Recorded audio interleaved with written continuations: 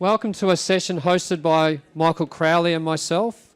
This year we're taking a different tact. For those that have turned up to the last few MLA AGM forum days, you've really just heard from Michael and myself. So Richard Norton challenged both of us this year and said effectively, producers are sick of hearing from you two. They probably actually don't believe any of this anyway. So put your you know what on the line, and why don't you get some of your end-use customers to come up and actually tell it how it is. And the scary thing about that is I know this cohort over here have been comparing notes this morning. I actually don't think they're going to follow any script, so who knows what the next 90 minutes is going to look like. Michael and I might be running out the door very fast. So the theme of this session is transformation is coming. So change affects people differently. There's people in this room that will be at the forefront of trying anything new that comes their way, and there'll be people at the other end of the spectrum that may never, ever adopt. And none of that is right or wrong. It's what's right for you and right for your business and your personal circumstances. So today you're going to hear from 8 industry leaders. They are people that Michael and I look to for advice and guidance. And one of the reasons that we look for this cohort for advice and guidance is they're actually out there doing it. They're in their businesses, they're trying new things every day. David Foote and I have a long relationship and we've had some joint failures together that David reminds me every time I see him. So quite a few of us up here have got some joint war stories of things that haven't worked, but if we're doing things that haven't worked, the flip side of that is we're also doing things that work. So let's introduce our panellists. We've started, there we go. So Jenny Sullivan. Jenny, I might just get you to raise your hand just briefly, if that's okay. David Foote, Sally Martin, Jai Hepner. Man, it's like a clown with my mouth open. Tom Maguire, Cara Knutson. Did I get that? How did I go? Close. Oh, okay. Peter Greenham and Callum Carruth. So I'm now going to hand over to Michael Crowley, who will kick this off with the exciting part. Well, thanks very much, Sean, and welcome everyone. It really is an exciting time to be in the red meat industry. And the way I wanted to start off the workshop today was focusing on the most important person in our supply chain, and that's the consumer. We heard a lot about the consumer yesterday, and I thought one of the fascinating things was the concept of going offline. But I like to call that going to the shops. So here's a typical consumer, maybe not typical for you and I. They've traded in the Crocs and the Tracky Dacks, and they've donned the suit and they've gone down to the local shop, and they're making a decision based on getting that text message, jumping into action, going to the supermarket and looking at what is for dinner. They're walking through this supermarket of the future, and we've got a prototype of the supermarket of the future out in the foyer, and that was the technology that Minister Littleproud indicated is really take us in the right direction. The consumer can walk into the supermarket, go over to a product, it tells them where was it from, who produced it, how was it produced. When you go over to the fresh vegetable section, you pick up a bit of produce and they can tell you what herbicides and pesticides were used in its production, who produced it and where was it from. If you think about when that consumer gets to the red meat cabinet, what information are we going to communicate to them? And how will we get that information there? What are they looking for? They're purchasing that product by meal occasion. They have a purpose in mind and a meal in mind. But they also want to know how was that animal produced? How did it live its life? Is that product good for me? What were its sustainability credentials? Is it good for the environment? What quality is it? So we need to think about then, how do we meet or exceed that consumer expectation, because they're the only person putting money into that supply chain. And we need to capture more of the consumer dollar if we're going to add value and create a value chain. So then we think about, I guess the challenge today is to think about, picture this person like an elite athlete, and that's our industry, but we're constrained. We need to think about, how do we loosen those constraints? How do we unleash this elite athlete, and how do we go further and faster? So what changes do we need to make in our production system that better meet or exceed that consumer expectation? How do we become more efficient? How do we take out cost? So that's what we're going to explore today with our panel. So Sean and I are going to take you through, with our panellists, these key theme areas that are really key purchase drivers for our customers and ultimately the consumer, as well as looking at the technology and efficiencies that we can pick up with various investments that are going to underpin achieving those goals. And later on today, you'll hear about, from the sustainability session, more information about the sustainability frameworks that are being developed and implemented, as well as the carbon neutral by 2030 initiatives. So we'll start off today. I'll hand back to Sean to get into the autonomous solutions area. Thanks, Sean. Thank you, Michael. So our first topic is autonomous solutions.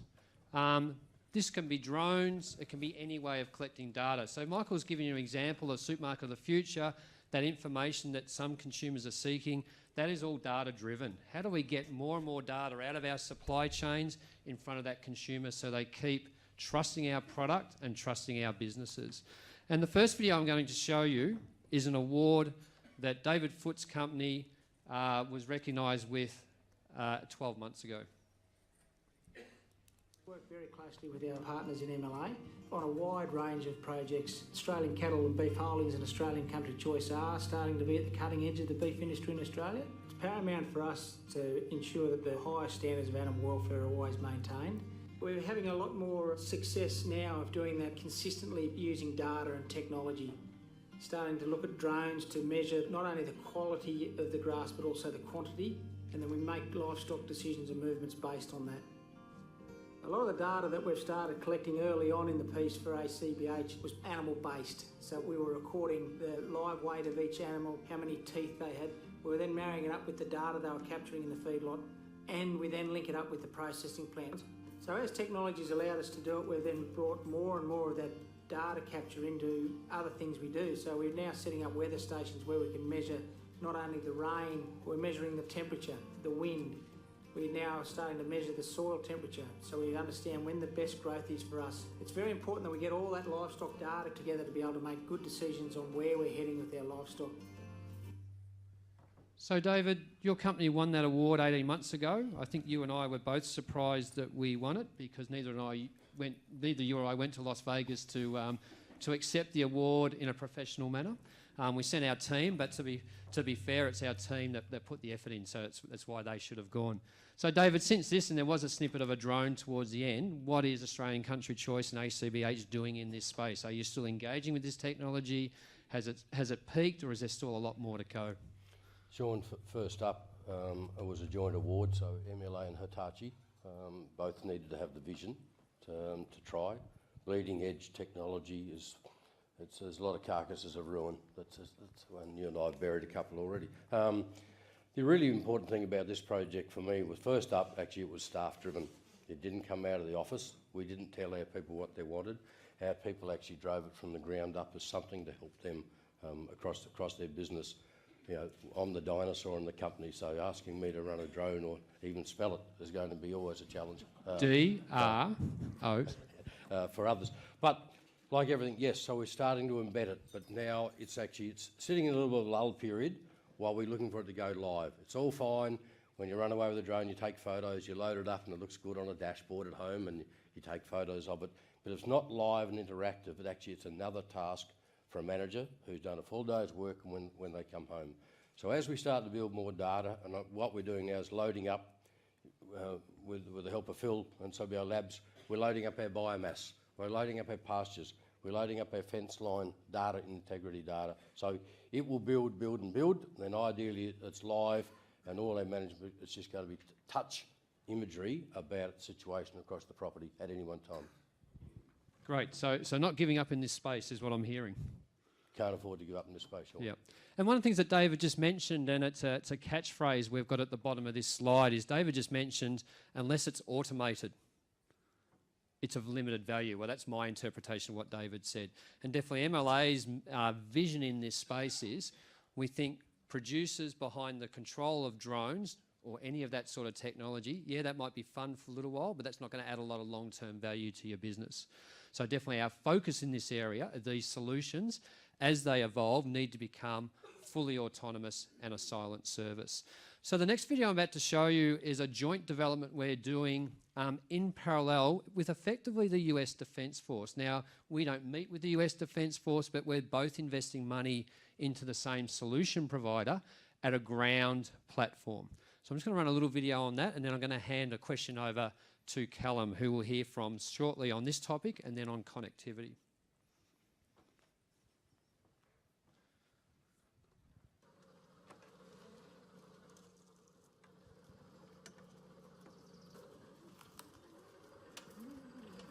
This will be in Australia in about February or March next year.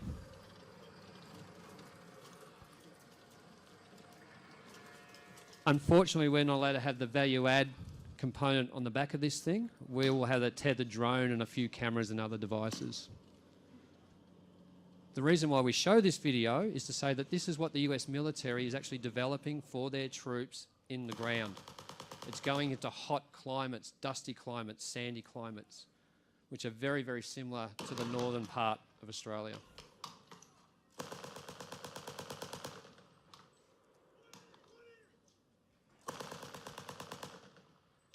So the producer advisory group that advises us on how to develop and evolve and what to deploy this for is made up of 8 northern pastoral companies, and they've given us a list of about 15 activities that, if we could, and here's the key, make this fully autonomous, that would be a value add to them. Retail price would be around the price of a Toyota Land Cruiser, and it could be just as simple as going out and doing large water runs. With its jerry cans on board, it'll do 1,500 kilometres on a tank of diesel, and it's a hybrid. So as you're getting close to livestock, you can go into silent mode and just run on an electric drive. So Callum, question to you, and we're going to hear from you soon about connectivity, so don't steal the thunder on that one. I've been very fortunate to be to your property, and I'm just curious, do you ever think, and if the answer is no, that's okay, whether it be an aerial solution or a ground solution, is it just right for your business or just wrong for your business? Well, I imagine 2 of those things would stop the tourists stealing the toilet paper anyway. but, Is that why you checked my bags when I left? Look, I don't see drones as they are at the moment as a real solution. It's a short-term solution for a long-term problem. I think full-time sensors that are 24/7 that give you trends that you can analyse on your phone or on your dashboard are a far more effective tool. Perhaps if you had a sensor bank knocked out by storms or whatever, or landslide or something, then the drone could be used to fill in that gap until you got it re-established. But really, I don't know, at the moment I sort of see them as a shiny, expensive toy, and I'm not convinced, or I'm yet to be convinced.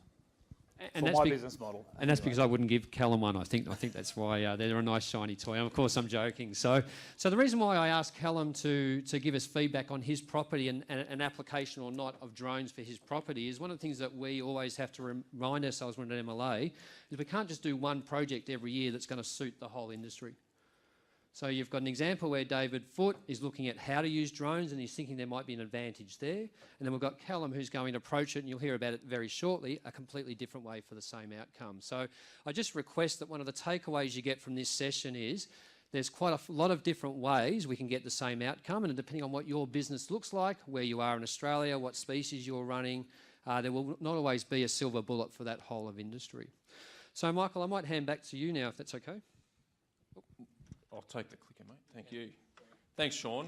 And we'll move now into getting a focus on eating quality. So we're going to move into the area of MSA. And MSA, we stand here today in 20 years. 20 years we've been operating MSA as the grading system for the Australian red meat industry. 26 million head of cattle, 37 million lambs have been graded under MSA over that time. 53,000 registered producers supplied those livestock to 41 beef plants, 19 sheep plants, underpinned 179 brands now use MSA to underpin their quality offering that they deliver into the trade, and 3,500 licensed end users.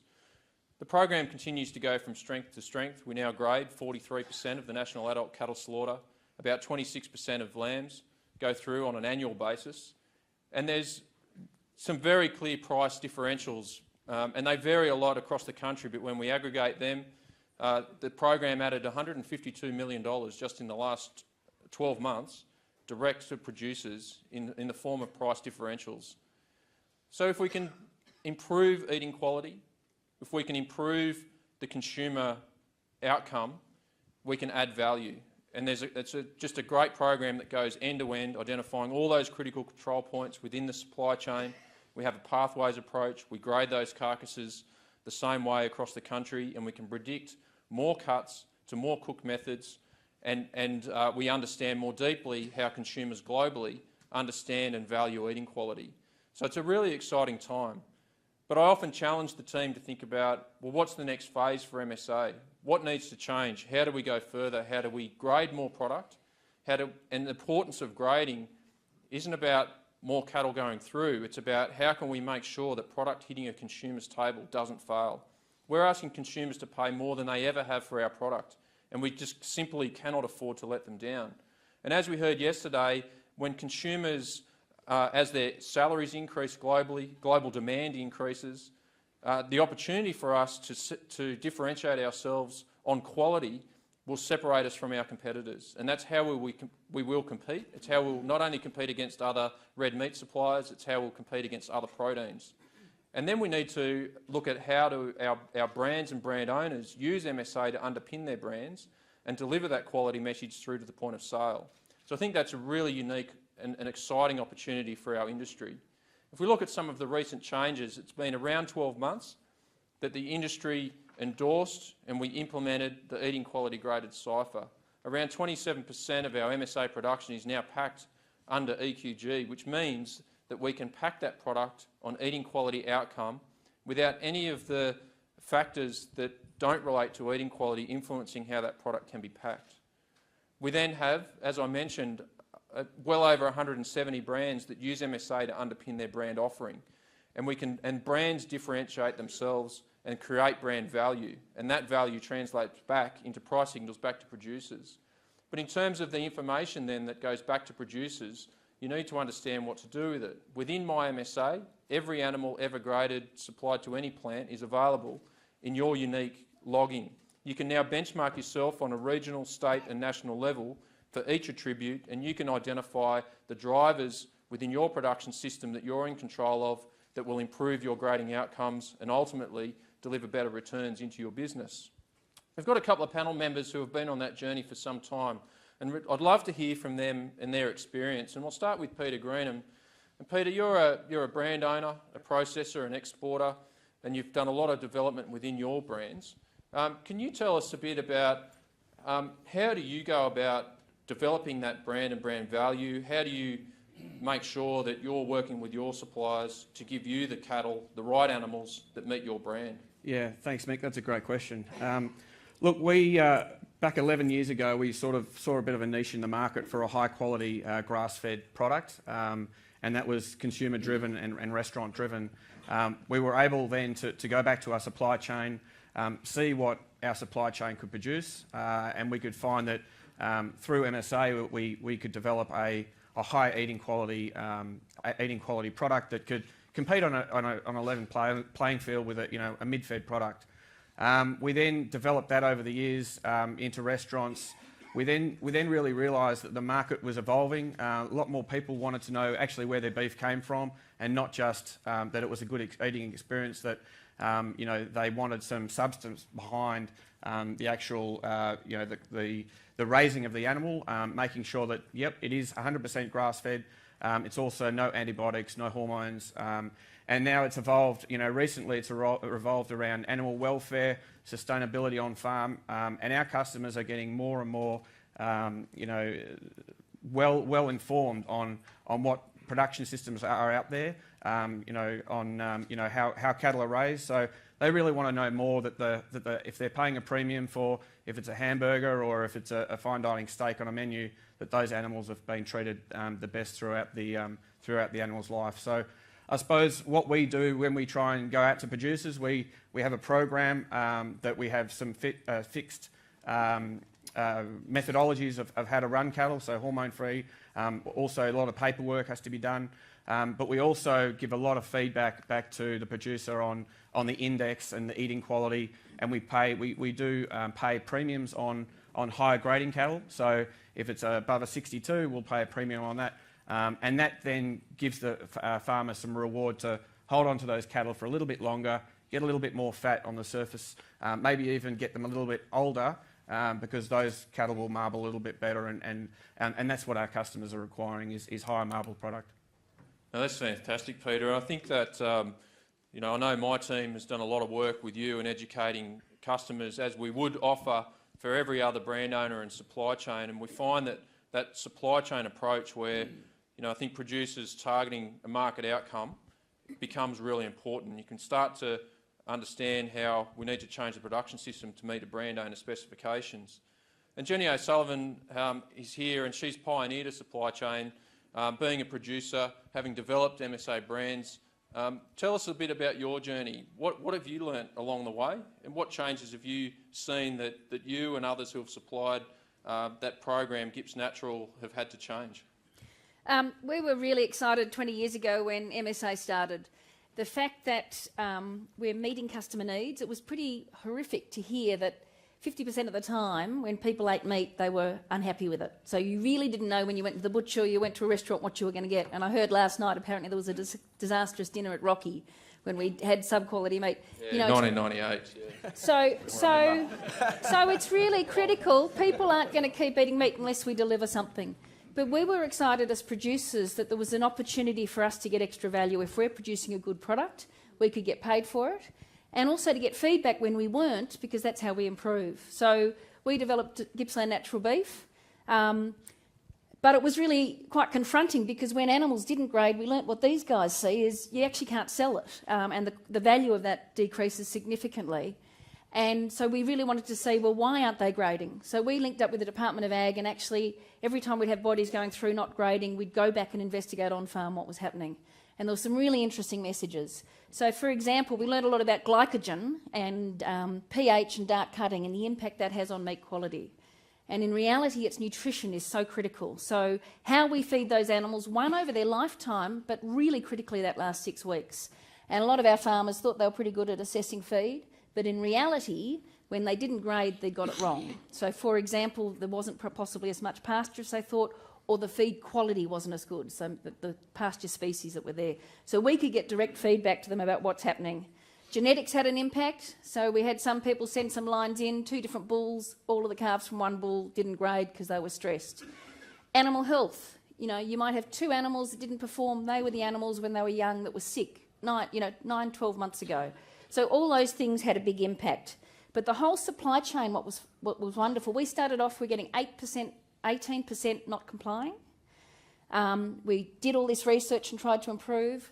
They went into Radfords, which was the MSA abattoir we're working with, and the period of electrostimulation, if they fine-tuned that a bit, we started getting 8% non-compliance. So the wonderful thing about MSA, it's about everybody in the supply chain making sure that we get the top quality product, because if any of them are flawed, we're going to have an inferior product. So it's been wonderful. Thanks very much for that, Jenny and Peter. And you know, the program continues to evolve, and over time things have changed, but always those changes have been underpinned by science. We always use the consumer.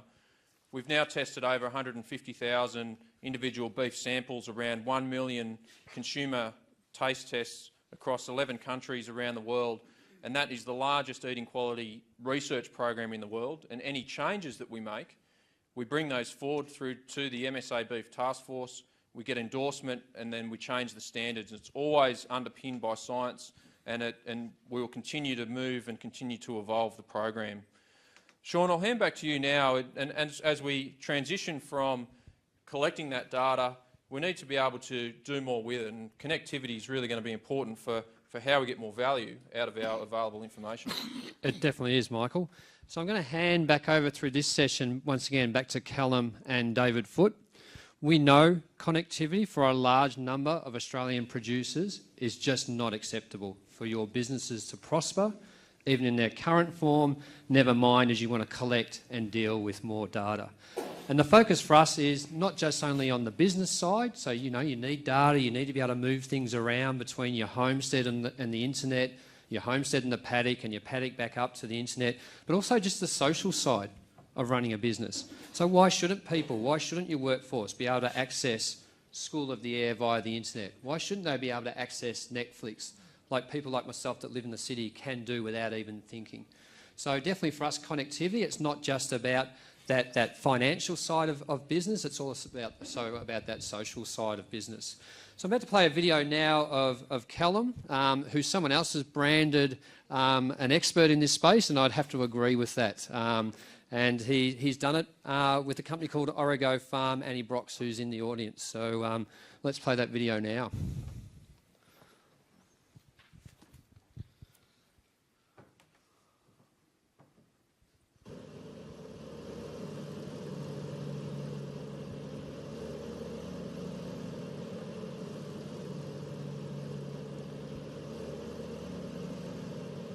Welcome to Toolong Escarpment, a 150 million year old coral reef that forms the backbone of Murchison House Station. Like a lot of Australia's rangeland country, it's beautiful, but it's rugged and it's punishing on the men, women and machines that manage it. The whole of farm monitoring system that we're working on with Origo Farms aims to significantly reduce the time and costs associated with that management. The initial phase, phase 1, is a water monitoring system. It will control all tanks with flow meters and level switches. Instead of a 250 kilometre drive 3 times a week to check our waters, I should simply get an alert on my phone when anything drops below normal. Even in its first phase, the vehicle maintenance savings I think will be significant. That's without even including the fact that we can target our staff's work instead of sending them off on a Sunday drive to just check out what's going on. The future is here, and well, we're making it happen right now. So Callum, I've been fortunate to be in your backyard and see how rugged your backyard is and the work that you do there, and I consider myself a fairly good dirt bike rider. I would not like to take a bike out on your property and do your job, so pat on the back to you. And I guess my 2 questions to you is, what was the final straw where you said we just have to do something different? And if you can then also share with us aspirationally, where do you think this will be in the next couple of years for you as a business and the changes it'll make? The final straw, that's a hard one. We were languishing for a long time, like most of you I'm sure, on the Sky Cluster system that Telstra offers as a replacement for NBN, which basically meant that if my son hooked up with his mates online and spent an afternoon gaming, then we couldn't download emails anymore. And David was telling me they had to change their company logo because it took too long to upload. So, you know, I think it was, 75 gigs a month for $100. It really wasn't acceptable. So I'd been looking for a solution for a while, and I saw an article in the Farm Weekly and contacted Annie Brox of Origo Farms. She'd already installed a realistic option for internet connectivity to a farm in Mingenew. And after discussions on the phone, I didn't even shop around. I just said, that sounds great. And the price was very reasonable. So I said, let's get up here, let's do it. We installed a node at a friend's house in town and a tower on our hill nearby on what we call the jump up, the one you saw in the photo. That beams the signal back to our homestead tanks and then down to the homestead in the hollow. And we have, you know, the proper 100 gig speeds and unlimited download that a business really needs. It turns out we're using about 500 gigs of data a month as a business, rather than the 75 that we were offered from the NBN. So once we'd made that decision, we then started talking with Annie about her water monitoring system, and it's much more involved than that. With the grains industry, she's doing soil monitoring and growth monitoring and all sorts of stuff. But we sort of had a brainstorming session, and I was very wary of this because I've heard a lot of promises in ag tech, but I haven't seen much delivered. But after talking about it and realising just what could be possible, we partnered with MLA and Origo to put in a whole of farm connectivity system. And so far, it's up and running, and it's delivering real results. The future, well, I haven't got time to go into that, but I'll talk more about it in the digital forum on Friday. Excellent. Thanks, Callum. So I think one of the striking things there, and we're seeing it with a few other producers we're engaging with in this topic, is the 500 gigabytes a month of data is about what you need to run these sorts of businesses, and our current mainstream telcos are offering a hell of a lot less than that. So as an industry, we've definitely got to support our producers who need this service to get on and do it. David Foote, you and I have had some interesting discussions on this topic, and just to bait you and stir you up, I know you don't need it, I'm going to play a video, And Callum mentioned about the hype that's out there on some of this technology, and some of it is happening. We're running a 2-day program this week, at the end of this week, called From the Hype to the Happening, to try and demonstrate what is happening. And I think this video is something that I think might be a bit more hype than happening. So I thought I'd throw this up, bait David, and then ask him a question about it. A dairy cow that talks to farmers. What kind of sorcery is that? It's not the magic wand kind. It's the RFID collar and Internet of Things kind we created with Chitley Dairy. So every cow can let farmers know how she feels and what she needs to be healthier. All with a simple text. Ta-da! Magic can't make digital transformation happen, but we can. That's the power of VMware, part of Dell Technologies. Ta-da! I tell you what, for the last 6 months, I've had a whole lot of bump as we've been installing stuff, I can assure you of that. So, now don't get me wrong, I think these videos are great for an aspirational, we've got to have forward-looking concepts and videos like that. And David, I'll let you also talk about what you've been doing around connectivity for your business, but also if we could get any of this technology to be commercially viable, what would be the 5 things you'd like to know in your business, whether that be around livestock, feedlots or processing? So let's back up first, please, Sean. You've given me, I've got 35 seconds, 29 of complaints and 1 of opportunity. The connectivity that we have been offered across the bush is typical of what we call bush resilience. We put up with it. We get on with what we've got and we don't make enough noise about what we haven't got. The massive amount of R&D that's being done and being laid out for us, and you're seeing it here over the last 2 days, we can't apply it in 90% of situations. It's not enough. We're wasting our efforts if we can't apply the innovations that we're developing and designing. So when we do go around May next year to make a difference, let's put connectivity on the top of our lists. I've got an operation that's really remote. It's 120k west of Toowoomba. So 2 hours from a major capital city. It has zero connectivity, but I can have it for $264,000 a year if I can get the bloke who owns the biggest tower 15k away to let me rent a space off it. It is not acceptable. Just Netflix, think about how fast you've got to keep up. When national broadband was developed and designed, Netflix hadn't been. Today it consumes 93% of the bandwidth of the NBN. There's something else out there being designed now that's going to take up probably the last 7. So all I'm saying is, there's everything. Connectivity will get us everything. Virtual fencing, all the stuff the bloke up there said is real. It's available, but it's pointless unless we have affordable connectivity. Think about what virtual fencing means to you. Less staff, mustering easy, bring them a K closer every day over 3 days, walk them away at the same pace, work out when they join, work out when they're calved. It's all going to be there without having to travel across every square K of your land. It is the way of the future, but there's nobody up there thinking about us at the moment to give us that connectivity. So that's my plea. Sorry, Sean. Perfect. And if you could measure anything, is it those things like those, when I say measure, is it those things like those walkover weighing, the virtual fencing, are they the... Absolutely. It's fence line integrity, yep. Water use, the pasture biomass mapping. To be able to do a pasture budget. Now, context of New Zealand, Metabloke March this year, they do a pasture budget by scanning every paddock every Friday afternoon. They stock it for the week, they do it again the next Friday, they worked out whether they're under or over budget on their pasture to utilise the grass that they've grown, fertilise. That's the exciting opportunity that's out there, but you can't do it with a Cooper's notebook anymore. Thank you, David. So, Michael Crowley, I'm going to hand back to you now and let's get into our objective measurement theme. Yeah, thanks, Sean. And I think this is a pretty exciting area as well. And I'm going to focus on the objective measures where we're looking at eating quality. We're going to look at this through a few different lenses. I'm looking at this, can we predict animal performance on farm? Can we improve precision in plant? Can we measure things that we can't see? If we go back to the on-farm section, we think about what really drives improvement in compliance, or the biggest issue around compliance is high pH dark cutters that are costing the industry a lot of money. If we can improve MSA compliance by 1%, That's an additional $16 million back to producers, just in the price difference in a discount for your non-compliance.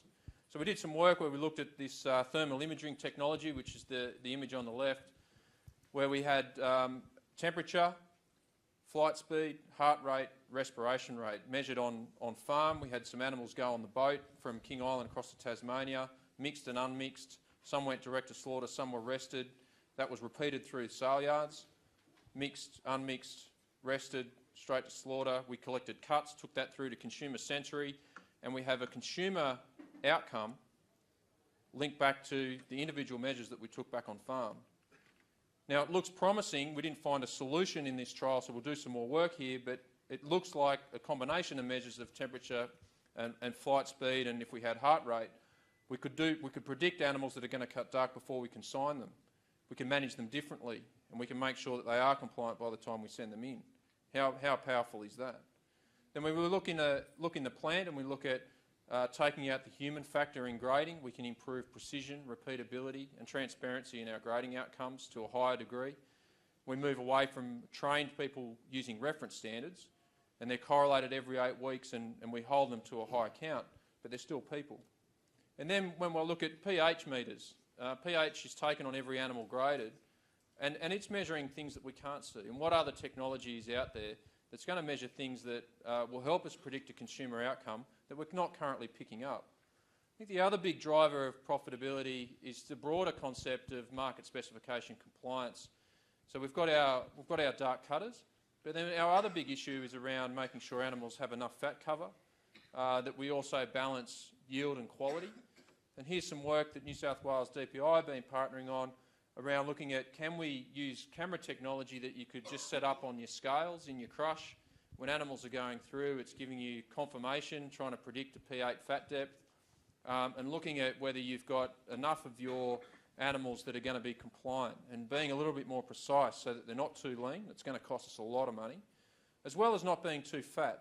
I think there's a little bit more forgiveness on the upper side of fat depth these days. As Peter mentioned, we've got to give a chance for animals to finish properly and put down marbling. Marbling's the last fat that's laid down in the animal. It's also the first energy that's consumed if we put an animal under stress. So if we think about those technologies and the roles of those technologies, it's been pretty interesting to hear from a few of our panellists about what we think the value add is of investing in those technologies. So I just wanted to start with Jenny, and I guess, Jenny, we measure, you must measure a fair bit of information currently. And what sort of things would you like to measure that we can't currently capture? I guess the top thing as farmers we measure is profit. So we want to see, are we profitable, and we want to look at our costs, and we need to make decisions around that.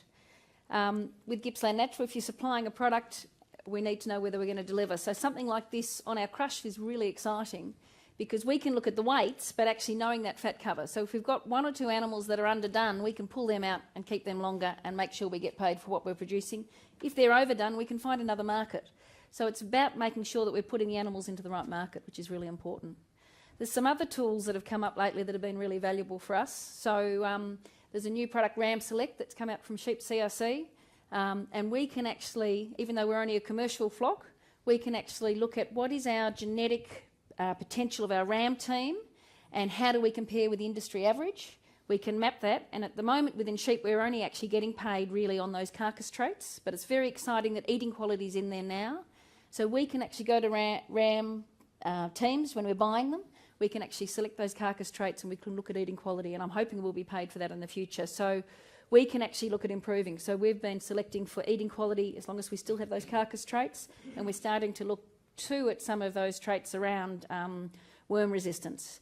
Because some of the things we do measure on farm, like soil tests to look at the soil health and making sure that we're improving it, fecal egg counts to make sure we're using the minimum amount of chemicals. It's exciting if we can actually use science to help us progress and link that genetics. So there's some exciting opportunities. Yeah, absolutely. And I think you touched on some really important points about balance, and we've got to get the balance right in the production system.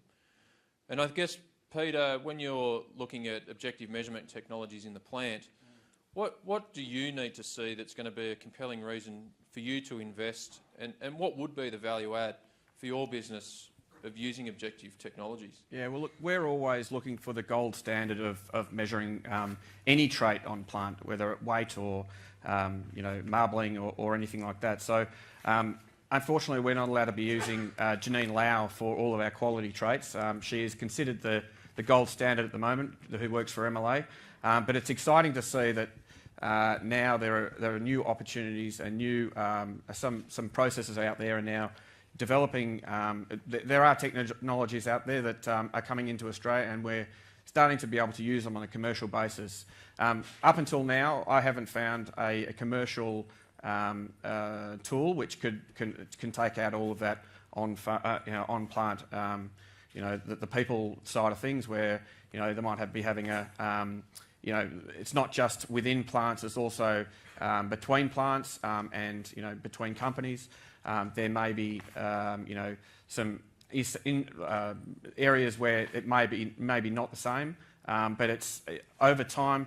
Once we start getting all this feedback back to the producer, not just on an individual consignment basis, but over the years, we're going to need the most accurate results that we can see, because if farmers are going to invest in genetics and things to improve their carcass traits, they're going to want to have the most accurate results that the plants can use. So I think once it becomes commercial and once there are tools there for us to use on a cost basis, we'll definitely be using them. And yeah, we're definitely one that wants to see OM come into carcass traits. Oh, look, that's fantastic, Peter. It's great to hear that you're seeing the value add in terms of giving the feedback back to your suppliers so that they can make better decisions with that information. And ultimately, if we're doing a better job on farm, we're adding value then through the supply chain. Look, we're investing in objective measurement and eating quality. We've got a lot of other investments in the space of objective measurement. Sean, can you take us through some of those other investment areas? Will do. Thank you, Michael. So one of the things that MLA prides itself on is our thought process around how do you look for new ideas and leverage new ideas from other industries. So if another industry's got a development to market, you're a lot better off to try and grab that, tweak it for our industry, than to start from scratch. And the sort of technology we're looking at will cover this really. We're looking at all different sorts of objective measurements around that wheel diagram.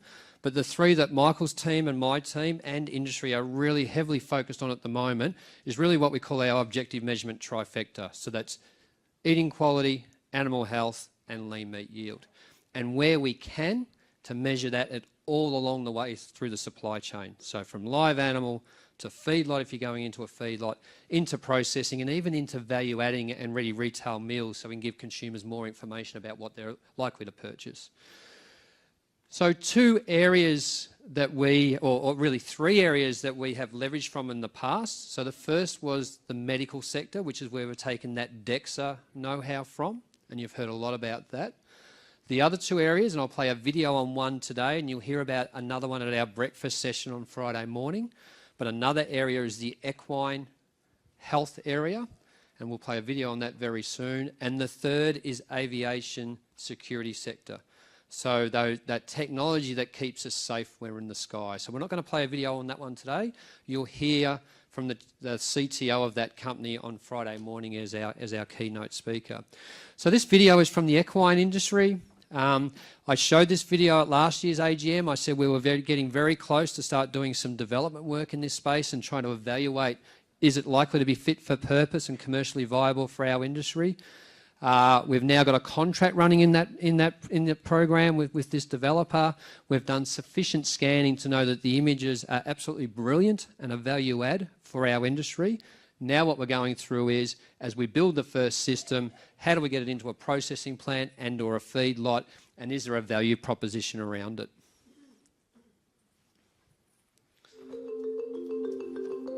We're at New Bolton Centre, Penn-Vet's large animal hospital, and we're really excited to launch our Equimagine 4DDI CT imaging system to change the face of equine imaging.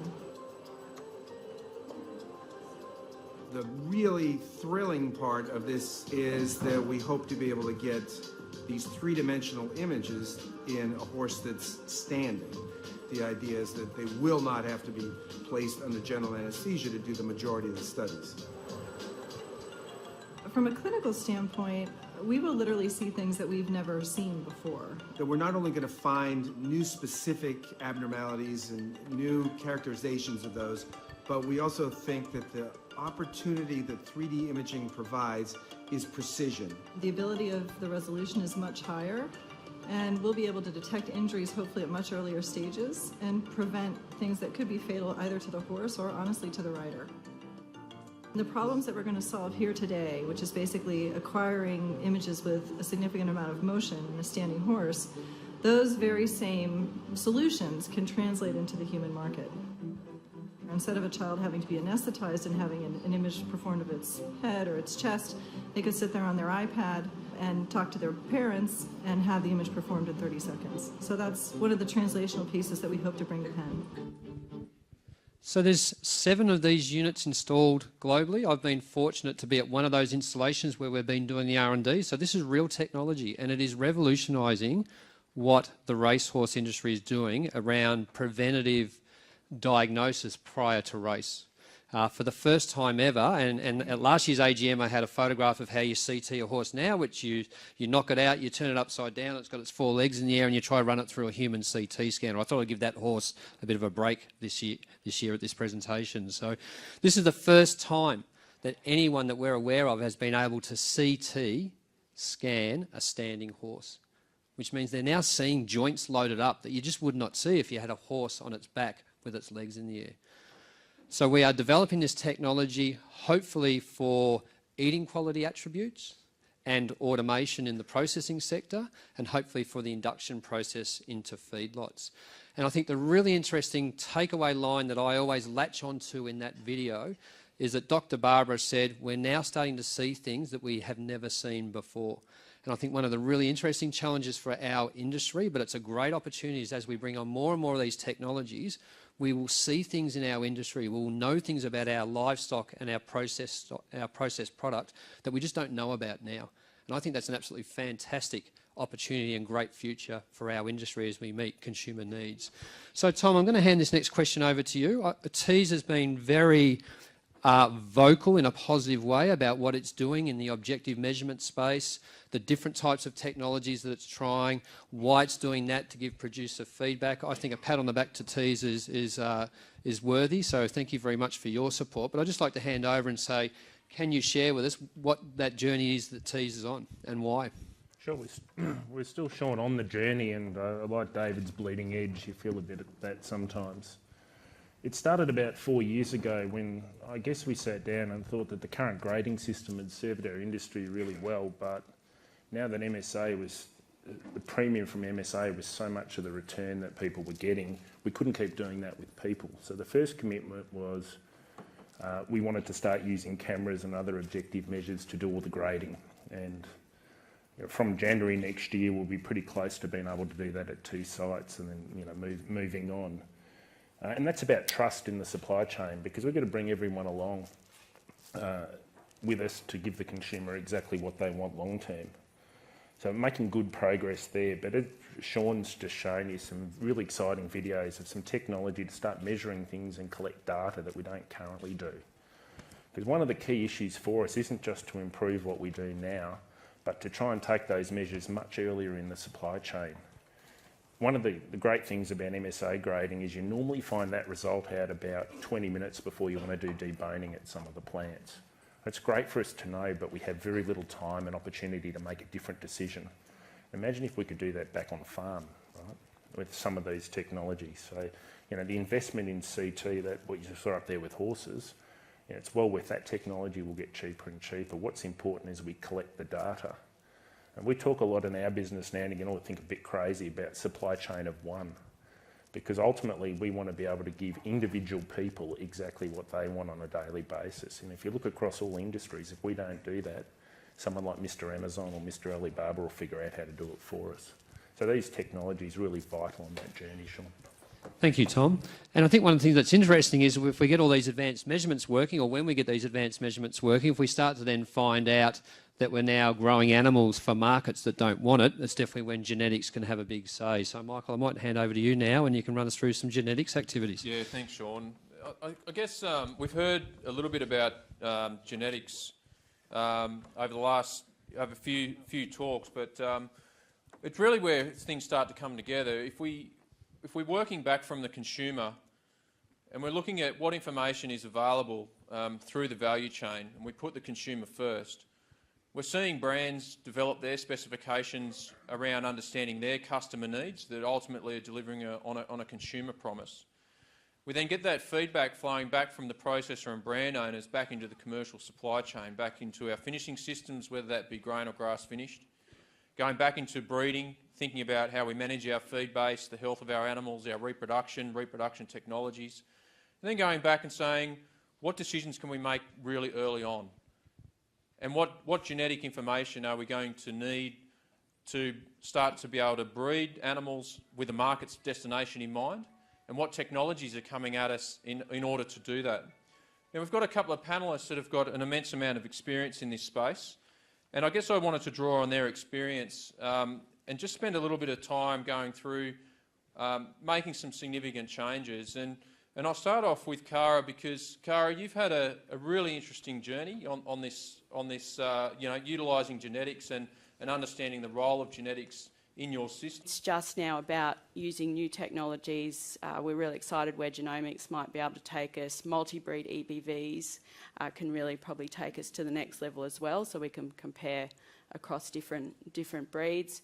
And again, with our body condition score, being able to measure that quickly rather than just by eye and driving around the paddock, because I think that's where we're losing a lot of production and therefore fertility. You mentioned something to me earlier, which was, I think, a really interesting insight to share, just around how has that also then changed the way in which you are managing your business. You mentioned that you're not having to run as many females now, and that's created opportunities for diversification in your business. Do you want to tell us a little bit more about that? Yeah, so we, because our breeders are producing more all the time, because we are getting better at it, then we've probably cut our breeders back, and we have a trading operation as well. So that allows us to access different markets, and it's about driving the profit in the business. So while our breeding operation is very important, if you've got it running efficiently, we've been able to do trading for the last 4 or 5, 6 years. Long time. No, that's fantastic. What a journey, and well done. It's just a great example of what can be done by putting it all together, because no doubt there's no one silver bullet.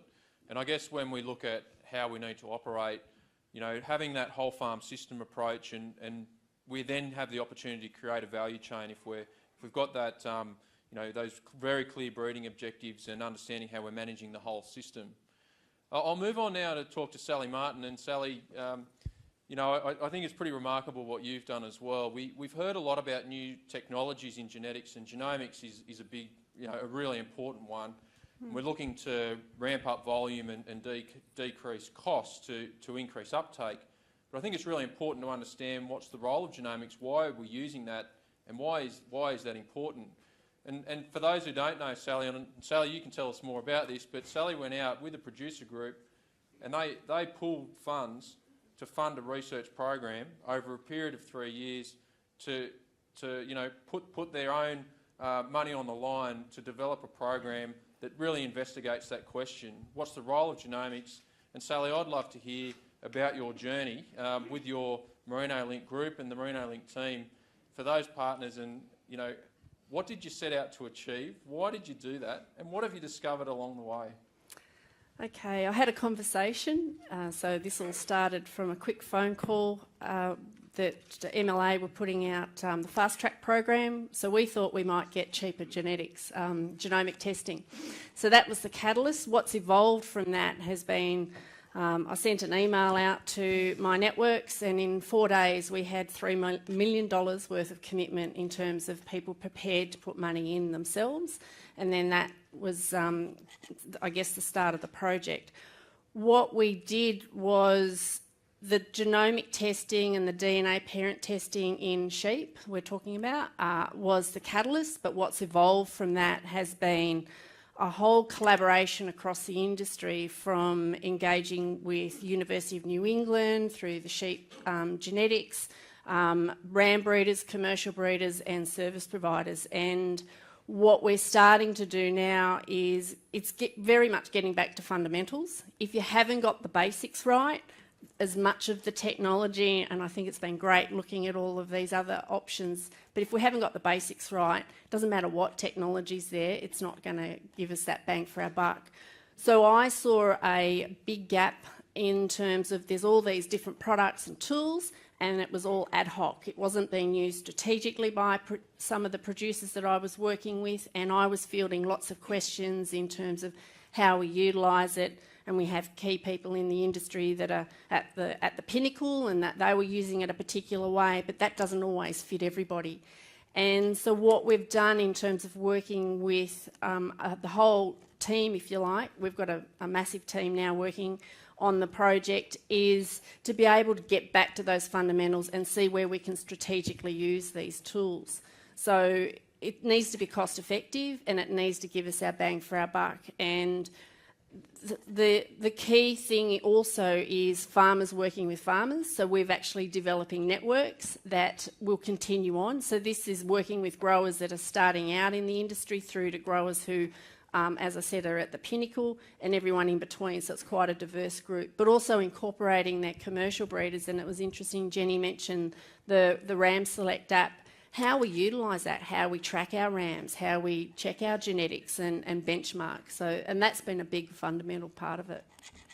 No, that's brilliant, Sally. And I think you've touched on quite a few really important concepts when we're looking at not only investing in R&D, but how do we drive adoption and how do we, get engagement through, making sure we don't leave any R&D on the table. And I think engaging with producers early on sounded like that would have, so many more benefits. And, I guess you're really bringing that research to life and testing it and road testing it as we, try and scale up in that space. Yeah, sorry, can I add one? Yeah. The other thing to add is it's all about capacity building. So it's transferring that knowledge. So it's not just about the farmers learning, it's also engaging, say, and I'll use the sheep genetics staff and the UNE staff, so they actually understand how we can actually implement this technology on farm. And we're all in different environments. We've all got different breeding objectives. So not one size will fit all. So it's actually about helping people to tailor utilising a lot of those tools in their situation so they can make those productivity gains and have sustainable businesses for the future. Yeah, that's great. Thanks, Sally.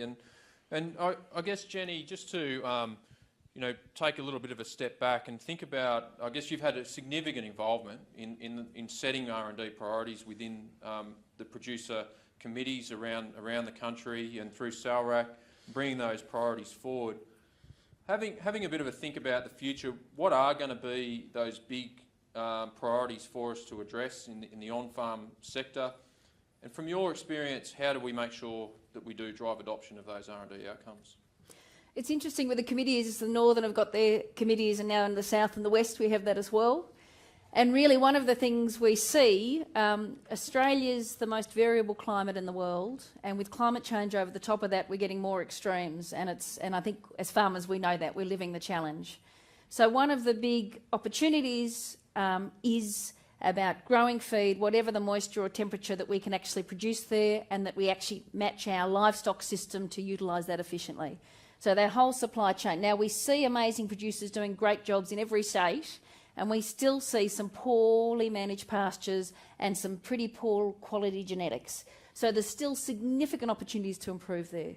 And on the adoption, and I guess those guys that haven't perhaps engaged, I think the example that you had, and again I was talking to Peter Parnell yesterday, if you look at what the Angus Society's achieved over the last 20 years, it's pretty phenomenal.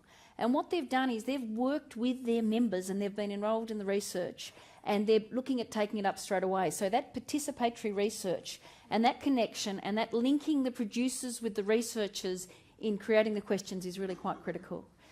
The industry systems that we've been talking about here and the value chain for our international markets is critical. And so, when we talk to people from China, we've got an agritourism business and we get people come to our farm. The thing that they're concerned about is food safety, the food integrity and the traceability. Now, we've got a terrific system, but we still have people that perhaps fail that, and it's so important that we lift the bar and those people are engaged, because this is critical for our success. And these consumer concerns and the environment, we used to always think it was the greenies driving this debate around carbon, but I was at a workshop last week and I was told that the Commonwealth Bank was sued in 2017 for not disclosing on their climate risks, and they now have a climate policy from that, that they are looking at putting their investments into areas that are reducing emissions intensity, and they're also looking at working towards zero emissions by 2050. So I must admit, I thought Richard Norton was a little bit mad when he announced the Carbon 30 program, because I thought, even though in our group we've got a producer that actually is carbon neutral, Bob Davies, done amazing things, but particularly with the soil, rainfall's really critical for improving and fixing carbon, and I was a bit concerned in these dry areas and with our droughts you could do it. But actually connecting to some of the researchers and hearing what's happening, certainly with genetics, feed conversion efficiency, we're getting animals that actually don't waste as much methane and they're ones that grow better. But I talked to Ed Chalmley, who's in CSIRO up in the north, and there's this fantastic product that's been developed in Switzerland. They called it a vaccine, but it's actually a feed. And he said it actually sort of absorbs the methane and it's gone. And there is the potential we could have a zero-emission cow. Working with genetics and feeding, I didn't think it was possible. And it's only if we invest in research that we're going to find that. And we have to look at what's the impact on the gut health of the animal, and that's where this research is really important. But certainly as a sector, you look at the impact coal industry has been under, we're next. There's no question we're next, because emission, it's on the table and it's business driving it. So we have to be proactive. So I'm actually starting to think maybe Richard's visionary, because I think we have to play in this space. I think we have to play in this space, and it will make such a difference for how we position ourselves globally. Brazil is doing it, other countries are doing it, so very, very important. But we've got to have good research, development, and we've got to bring the farmers with us. Well, thanks, Jenny, and Richard and the rest of us involved in these programs are very relieved that that is achievable, because we're certainly heading down that path, and really appreciate your insights there. That's fantastic. Look, Sean, I'm going to hand back to you now just to change the tone a little bit on some efficiency and value-adding opportunities that we've got. Thanks, Michael. But just before I do that, most of you know if I have a thought, I can't keep it to myself. And I've just had one which concerns me, which is Jenny's just said she thinks Richard Norton's a visionary and he's resigned, which is now a concern for me. So, yeah, hopefully he's a visionary, but in the positive way. So, and the resignation is not a vision that he's got. So thank you. You heard from Jenny when she was talking about MSA. One of the statements that she made is MSA has to work and can only work if the whole supply chain gets involved in that program. And for me, our industry's long-term sustainability and viability is exactly the same. We cannot keep having the producer-processor bashing matches. Processors and producers need to work together, invest together to make sure the whole supply chain remains as efficient as we possibly can to beat our competing countries that we're competing against. So let's have a look at some of the work that's happening in making the processing sector more efficient than it already is. So as a rough sort of breakdown of cost of doing a business and where that return comes from, roughly 78% of the cost of doing business as a processor is buying livestock. Now, obviously, a solution to reducing processor costs is not to drive down that price, because that doesn't help the whole supply chain. Where does 78% of that cost of doing business, where do you get the income from that? It's centre of plate steaks, centre of plate meals. How do you get that livestock onto that centre of plate meals? You've got to dissect that animal. And if you do not get those dissecting lines absolutely millimetre perfect, that value that could be in that 63%, that meat ends up in trimmings. And we have got good evidence of $50 a kilo being cut on the wrong side and ending up in $5 or $2 trim. So the more we can work with the processing sector to make sure that that primal centre of plate meat ends up on centre of plate, the better. So the video I'm about to run, some of you would have seen a video like this. This is the latest video from JBS, is what we are doing with the processing sector in that space around lamb automation to do exactly this job, is to make sure that 78% of the cost of doing business ends up as more than 63% of income on centre of plate.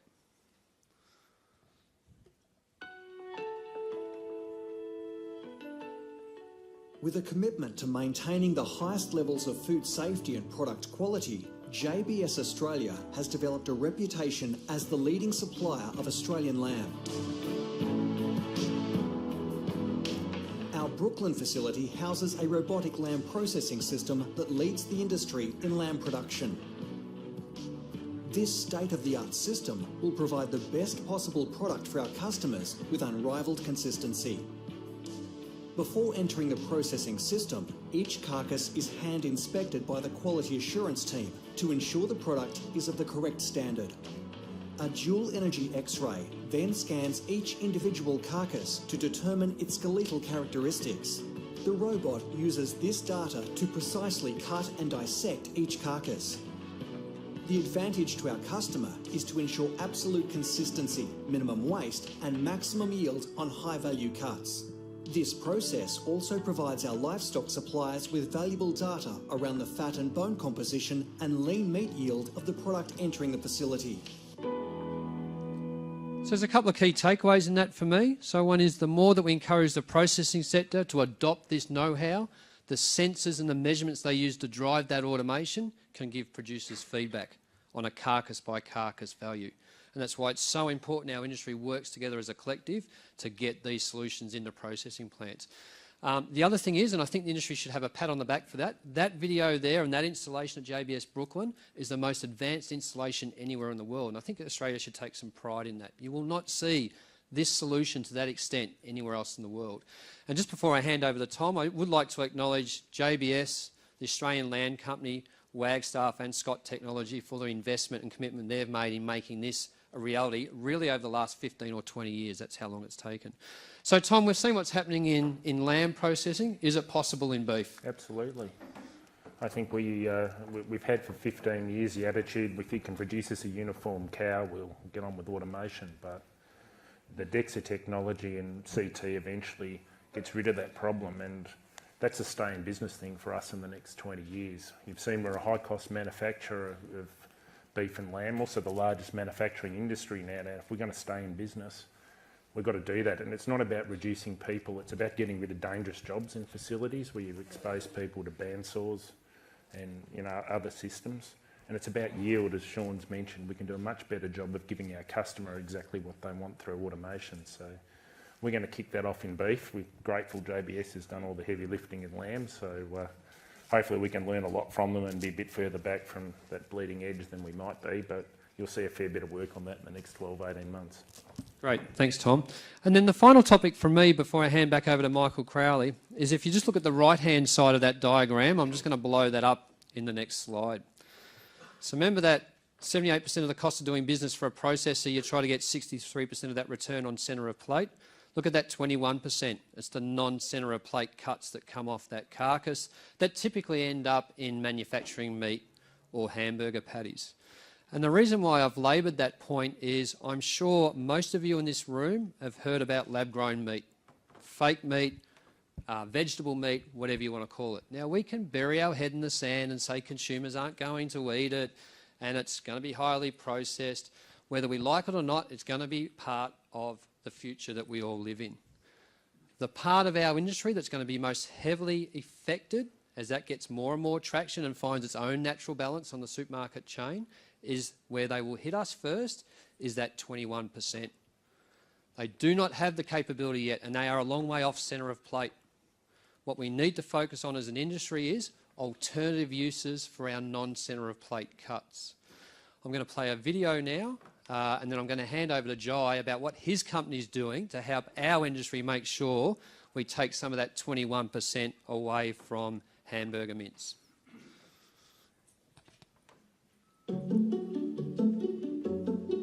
MLA Donor Company recently partnered with Crazy Dragon to explore high-value red meat growth opportunities in China. Crazy Dragon produced traditional-style dumplings for the Australian market that currently don't contain red meat. One of the most special things about our dumplings, we're using traditional Chinese recipes with our Australian beef and lamb. It's very important that the Chinese consumer knows exactly where the product's coming from because Australia has the clean, green, safe reputation. Taking a deep dive into insights found food safety and quality concerns in China, and also the growth in the frozen food sector, particularly the entertainment and snacking category. This demonstrated a clear opportunity for frozen food that can demonstrate quality, food safety and provenance. So, Joe, thank you for helping us start the journey of protecting us from some of those other proteins that are coming to market. Just really keen to hear how's it going and how much of that 21% are you going to reduce for us in future products? I'd like to be able to take all of it from all the farmers, and there's probably enough consumers in China. Just quickly, well, firstly I want to say that I'm a bit of a stranger in this room, whereas everybody else has got their story about growing the beef and how you're trying to make it the best beef in the world. These are the stories that I need to tell to the Chinese consumers. Because even though I want to use the trim, and that's the other thing, I went over there and, I've spoke to farmers over here and they say, yeah, we've got all this trim, we're processing it and we're sending our prime cuts to China, but there's nothing's happening in value adding in retail over there. So for me or a pie company or a sausage company to be able to go over there, focus on telling the Australian beef and lamb story, putting it into things like meatballs, dumplings, sausages, and getting it out into that monstrous sector, and even the e-commerce sector like the Tmall Fresh for Alibaba. We could be feeding our Australian trim, value adding it and putting it into enough Chinese mouths that would, potentially, in one day they can eat what the whole of Australia eats in 3 or 4 months. So it's a very exciting thing. So I went over there and I went into a couple of the biggest customers and I said, look, would you guys pay for this? Would you eat this? Because in the market, I've got to thank you guys, MLA Donor Company, for supporting me first to help go over and do the R&D and work out if it's actually going to be a winner. And they said, oh yeah, we're so infatuated with the Australian beef and lamb with the prime cuts already that, you could put it in anything and we'd love to eat it. But if you put it in a dumpling, well, it's ready-made for where our mentality is. And we'd pay up to 30% more for it. But you've got to convince the Chinese consumer that it's not getting switched around and used for dodgy stuff, which comes to the question that you put to me about provenance and traceability. So there's 2 aspects to that, and a part of the support I got from MLA Donor was put towards creating videos. What we do with our retail packets is we put the QR code on it, and so the consumer swipes the QR code and it shoots them straight to a video of the actual farm. We partnered up with Robert McKenzie from Macca's Meats. He's got a beautiful farm in Newcastle. So the consumer can, any other farmer who wants to do value adding and send their meat to China is welcome to come and talk to me. And there's a group of us all working together. I've got Haynes Consulting, Stuart, who's our project management consultant, and he's the one who can help tell your story. So I've got the packet on the shelf. So even in Australia, we sell millions and millions of packets. And on the front of the packet, once people start using this social media technology of swiping their phone over to see it, your farm, your family story, your history could be on that if your meat's in it. So it's a great window into the story of the largely unknown story. Everything I've seen today, including the MSA stuff, this is all brand new to me, and I'm. Where have you been? Yeah, well, I'm just a normal consumer when I'm not making dumplings. So one product, can we expect? So the people don't know, so you got to put it out. So you've got one product out there for this industry. Is there another 5 on the drawing board, or is that secret? Well, in China we're doing a couple of beef dumplings and a couple of lamb dumplings, which we're looking to put through some of the bricks and mortar supermarkets as well as e-commerce companies. So Callum's a goat producer. Are we forgetting about Callum and his? I'd have to do a bit of R&D into the goat market, but I don't. So there's a lot of. You've heard about MSA. There's goat out there too. If you hadn't heard about goat, so I think if you guys could. Western China goat's very popular, and I'm sure that we could value add it. Do a bit of R&D. So, Jai, thank you for what you've done for this industry, and please keep doing it because we've got these other alternative proteins. They are going to keep coming at us. We can fight it, or we can get a front ahead of that curve and start to keep working with companies like Jai to say, how do we take some of that 21% and turn that into value-added product? And I So, just wanna- so please keep it up. Thanks. I just want to say one more thing. I've just, Haynes and I've just started working with a company called AgLive. I don't know if you guys have heard about them, but they're very good on the DNA technology, on actually making sure that they can go to your farm, take your herd's DNA, so that when my factory in China produces, when the container of meat goes to China, goes to the factory, that they can't do the switcheroo on me. When I get my dumpling, we can DNA test it, and I'll know that beef is actually from Macca's farm. No one wants a dumpling switcheroo, do they? No. Like, that can't be good for anybody. Well, it's true. It's very, very, very concerning over there about where the meat comes from. You've got to prove that it's really your Aussie beef. So just as I hand back to Michael Crowley, just to finish off this session here. So on this alternative meat, there are 3 things our industry will be challenged on: animal health and welfare, our environmental credentials, and I've just forgotten the third one. Would you believe it? How about that?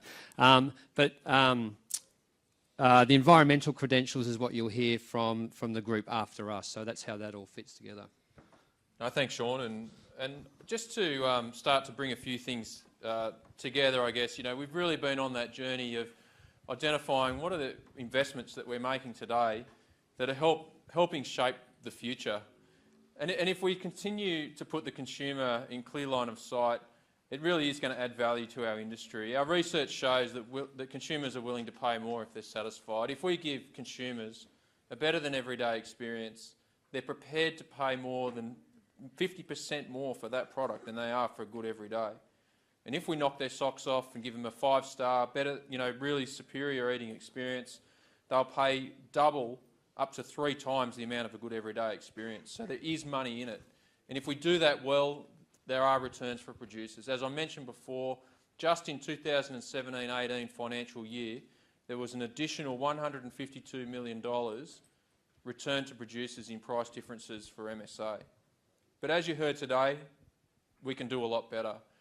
We're constrained by some of the challenges that we face, but the investments that we're making on your behalf into improving quality, genetics, our production system, in autonomous solutions, objective measurement, connectivity, value adding, and becoming an efficient industry, we'll be able to release that running man, we'll become that elite athlete, and we'll capture a lot more value for your industry and to you as producers. So my enormous clock in front of me is telling me that we've got 10 minutes where we can take some questions from the floor. Please ask questions of myself or Sean or any of our panel members if you'd like to know more. And I think, Michael, just as we're waiting for people to ask questions and the slide to go back to the pictures of our guest speakers, I'd just like to thank all of the panellists that I've invited, and I've got no doubt Michael's as well, just for their guidance and counselling they give us on a day-to-day basis. Sometimes we don't like what we hear. Most of the time we listen, but I do appreciate it because having you guys be able that we can call sort of any time, night or day to say, hey, we've got this aha moment, what do you think? And sometimes you say yes, and more often than not you say no. That's gold for us. So we really appreciate that, and thank you very much. So it looks like we've got a question down the front. Yeah, John Buxton, Gippsland East, Victoria. Technology that's currently out there that has the promise to unlock enormous amount of value in our beef herds and sheep flocks is called DNA, parentage testing. It's got 2 major problems. One, the cost. At $20 to $25 a head, it's out of the question for commercial producers to identify parentage of animals. Secondly, the systems used by the service providers are not transferable. And so, I've had this happen. I've got some DNA information with Zoetis. The sheep CRC can't use it because it's in a different format. So I had a case the other day where I wanted to find out the size of 46 one-year-old rams. I had some Zoetis blood cards. The sheep CRC for $23.10 offered me sire on those 46 lambs plus a pole horn result as well. as opposed to $25 with Zoetis just for parentage. So I took the blood samples and I sent it off to the sheep CRC. I get a phone call. These samples you sent in, they're on Zoetis paper. Very high chance that we can't get a result out of those. What do you want to do? The options A, take the risk and blow the money, recollect the blood samples, or abandon the project. Long way short of satisfactory. So can you put that on your to-do list, please? DNA, transferability of systems, and yeah, thank you, Michael. I can have a response if you'd like. Yeah, and the cost. Can we get it down to $2 a head? I don't know about the $2 bit. I'm happy to tackle the rest of it. We're in the wind-up period at the moment for the Sheep CRC. Sheep Genetics, which is owned by MLA, has an agreement with the Sheep CRC and the rest of the participants that will be taking on the genomic databases. We're very supportive of having a competitive commercial environment. We're working out, we're going to have a central database for the parentage tests, and there'll be a competitive commercial environment where we will house all of those parentage tests, and then other companies can, for a fee, can access those background tests, so that doesn't happen. So that's what we're doing in the assignment of those products and IP from the Sheep CRC. So it'll be competitive commercial space up to the service providers, how they run their commercial pricing systems, increasing volume. We have the opportunity to decrease costs, but we're going to maintain the single source of truth for those genomic tests and ASBVs within Sheep Genetics within MLA.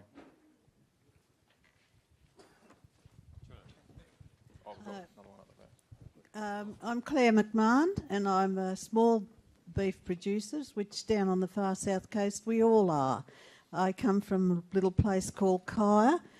I'm too far away from an abattoir to qualify for the MSA, so there's no way I can follow my beast. Once the PIC number is transferred to another buyer, well, I've lost control. All I can do with my animals is breed for temperament and make sure they're quiet and all the rest of it and hope they kill well.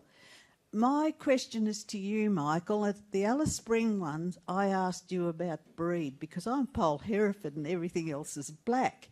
What are the chances of the pH being taken of a live animal that I could do that before it leaves my farm or cull along the way if they're not meeting the standard?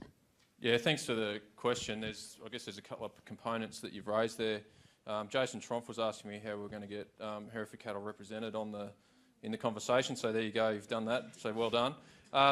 Look, what we're looking to do on farm was that research that I showed you before was we can't measure pH because the pH we take, and that's important for the consumer, is ultimate pH. The animal has to go through rigor mortis, and that has to be an ultimate pH measure. What we're trying to do is predict which animals are going to cut dark. And if we can come up with those technologies, a simple camera system that measures the temperature of the eye, which isn't affected by ambient temperature, and if we had a flight speed recorder, that simple technology that you can hang off your crush when you're weighing those animals, seeing if they're ready to market, and collect that additional information. If we can identify those animals at that point, that's when we can manage them differently. I think your question around the flow of data is a really important one. Livestock Data Link are working on being able to get carcass data back to the breeder of those animals.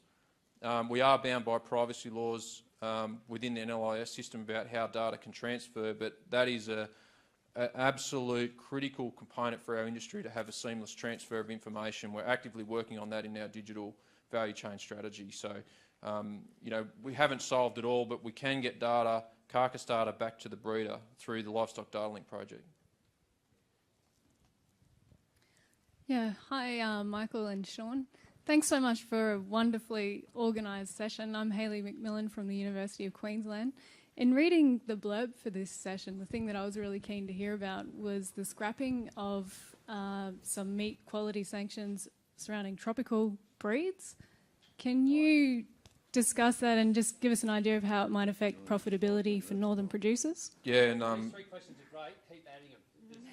These are the questions we want. some of the commercial operators might want to comment on this. So I'll get the clarification here. This is around the next version of the MSA model where we can move away from animals having to be declared on the percentage of tropical breed content.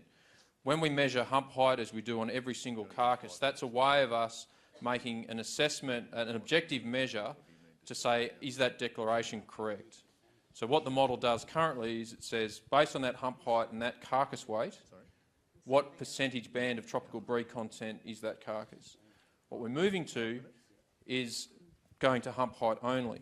So the hump height will be a direct input into the model, and over time, over those 1 million individual samples of beef that have been eaten, we've had tropical breed content on every single one of them.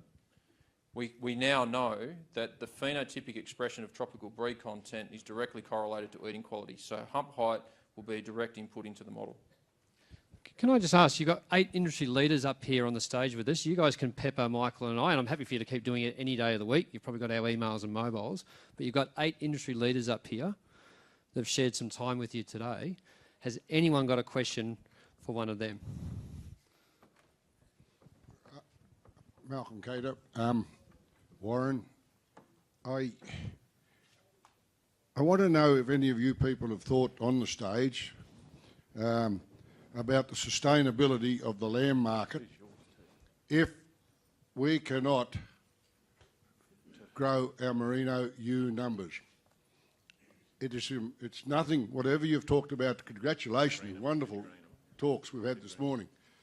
But if we can't keep the merino ewe numbers in this country, and I cannot tell you, one of you people will know how many lambs that go through the system or mutton sold are a derivative of a merino ewe. And I think that we're in a dire state in this country of probably being below 60 million sheep, of which half of those are merinos and falling. Anyone on the panel can answer it. Sally's a merino. Merino Link might have the solution. I'll give it a go. This is my perspective. You can make a lot of money out of merinos, but there's ones that you'll go broke with, and there's ones you'll make a heap of money. If you don't know how to benchmark and follow the trajectory of the ram breeders who are actively putting data into sheep genetics that we can actually measure everything, we just need to encourage people that they are a great ewe base. They do supply genetics to many lamb breeders. We need to engage with the other commercial breeders to keep measuring the meat eating quality. The genomics is a great avenue for that. It's the whole system. I don't know how we can. I'm getting a lot of phone calls from croppers who, people have pulled down fences and they've gone full cropping, going, we need to manage our risk by bringing sheep back in. Which sheep should we be buying? I'm not going to say that you go and pick a particular breed. I think you need to work out what your environment can run and then go and find the breed that's best suited to that, and also then the genetics. And I guess I am a definite believer in a lot of the work that we've been doing with sheep genetics, and I think if you're not in it and you're not supporting the system, you might get left behind. Is that fair? Thanks, Sally. Cara, did you have a comment? So I'm not I'm a beef producer, not sheep, but what I'm seeing in the area that we're from, which was traditionally a sheep area and has gone across to beef, is the sheep are coming back. So while it remains profitable, I think that's, those areas that have gone back to beef will go back to sheep for a while, and that balance. I can see the amount of sheep and the exclusion fencing that's going in. There's a lot more sheep going in those areas, so maybe that's where it'll come from. Jason Tromp, to Mick and Jenny, perhaps. Just as an extension of that question, about 70% of our national flock is merino ewes.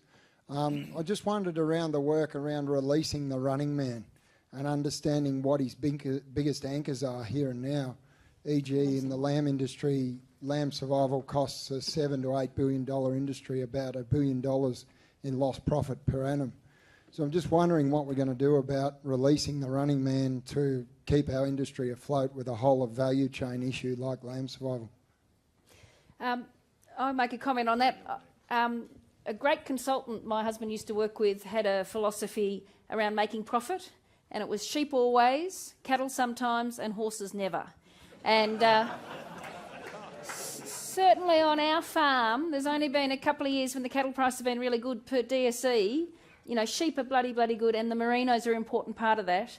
And if the merinos only focus on wool, they're missing an opportunity around this meat base. And certainly with the first cross hue that we use and genetic diversity, the Merino, Border Leicester, Pole Dorset, or some of those breeds, we're optimising that genetic difference for hybrid vigour. But this sheep survival is a really important one. It's an area that the RACs have been looking at, and for the annual calls for the last couple of years, we've got some really exciting projects that are going on there, because if we know that we've got pregnancies, we've scanned the ewes and we've got these pregnant ewes, but we're actually not having live lambs, that's an enormous cost to us as a producer, missed opportunity, but it's an enormous animal welfare thing. So it's really exciting that we're starting to look at that, and as producers we really need that attention to detail, because we need to look at, we're expected by consumers to look after our animals like they do their cats and dogs. And the reality as producers, animal welfare is our number one thing we think of when we get up in the morning. So it's during the dry time, it's have they got enough water, have they got enough feed. Some of the research around wild dogs in the areas they're attacking, the farmers that are impacted, they have the same level of trauma as returned Vietnam veterans. And that's because the care of their animals is their number one priority. So animal welfare is important for us. There's enormous opportunity around this lamb survival, and it's great we're doing research, and we've got to keep a focus on it. It's very important. Thanks, Jason. And thanks very much. Please join me again in thanking our panellists. They've just been absolutely brilliant. Thank you.